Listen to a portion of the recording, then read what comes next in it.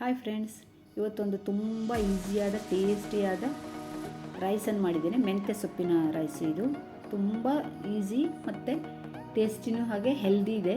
ಅದು ನಮ್ಮನೇಲಿ ಬೆಳೆದಿದ್ದ ಮೆಂತ್ಯ ಸೊಪ್ಪು ಇದು ಫ್ರೆಂಡ್ಸ್. ಅದಕ್ಕೆ ನನಗೆ ಇನ್ನೂ ಖುಷಿ ಆಗ್ತಾಯಿದೆ ಇದನ್ನು ಶೇರ್ ಮಾಡಲಿಕ್ಕೆ.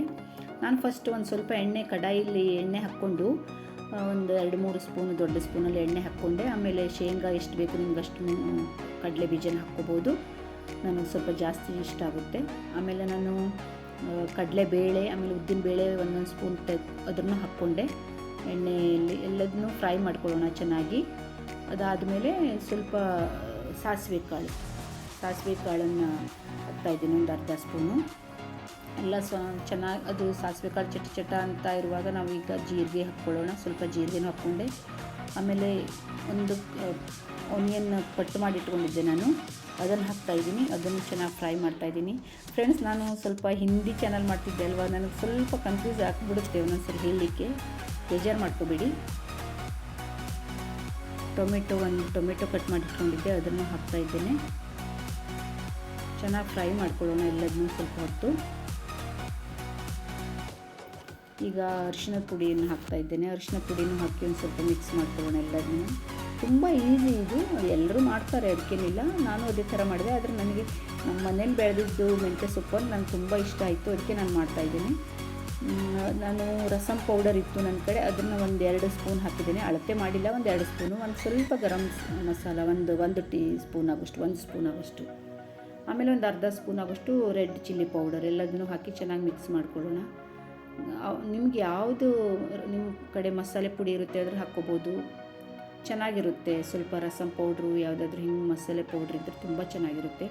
ನಾನು ಮೊದಲೇ ಚೆಂದ ಮಾಡಿ ಇದನ್ನು ಕಟ್ ಮಾಡಿ ಇಟ್ಕೊಂಡು ಮೆಂತ್ಯ ಸೊಪ್ಪನ್ನು ಕಟ್ ಮಾಡಿ ತೊಳೆದು ಸೋಯಿಸಿ ಎಲ್ಲ ರೆಡಿ ಇಟ್ಕೊಂಡಿದ್ದೆ. ಅದನ್ನು ಈ ಕಡಾಯಿಗೆ ಹಾಕ್ತಾಯಿದ್ದೇನೆ. ಕಡಾಯಿಗೆ ಹಾಕಿ ಸ್ವಲ್ಪ ಉಪ್ಪನ್ನು ಇದಕ್ಕೆ ಸೇರಿಸೋಣ. Easy recipe. ಎಷ್ಟು ಉಪ್ಪು ಬೇಕು ಅಷ್ಟು ಉಪ್ಪು ಹಾಕ್ತಾಯಿದ್ದೇನೆ. ಉಪ್ಪು ಹಾಕ್ಕೊಂಡು ಚೆನ್ನಾಗಿ ಮಿಕ್ಸ್ ಮಾಡೋಣ. ಜಾಸ್ತಿ ಹೊತ್ತು ತುಂಬ ಫ್ರೈ ಮಾಡೋದು ಬೇಡ, ಕಹಿ ಆದರೂ ಆಗ್ಬೋದು. ಒಂದೊಂದು ಸರಿ ಮೆಂತ್ಯ ಸೊಪ್ಪು ಕಹಿ ಆಗ್ಬಿಡುತ್ತೆ ಜಾಸ್ತಿ ನಾವು ಬೇಯಿಸಿ ಎಲ್ಲ ಮಾಡಿಬಿಟ್ರೆ. ಈಗ ಚೆನ್ನಾಗಿ ನೋಡಿ ಮಿಕ್ಸ್ ಆಯಿತು. ಒಂದು 3-4 ನಿಮಿಷದಲ್ಲಿ ಎಲ್ಲ ಅದು ಬಾಡಿ ಹೋಗಿಬಿಡುತ್ತೆ, ಜಾಸ್ತಿ ಹೊತ್ತೇನು ಬೇಕಾಗೋದಿಲ್ಲ.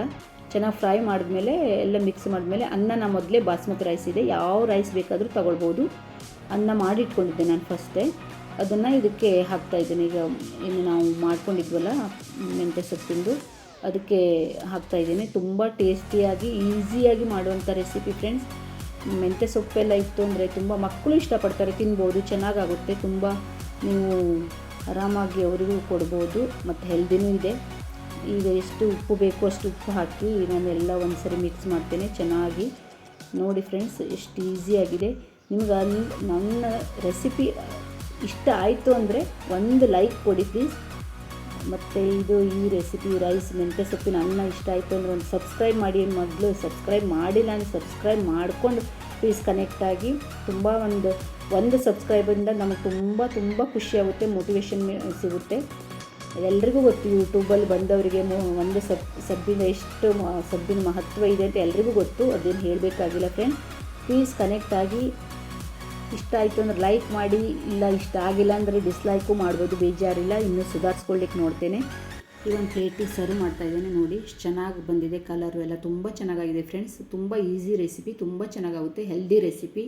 Thank you friends. Subscribe my channel, subscribe. Thank you.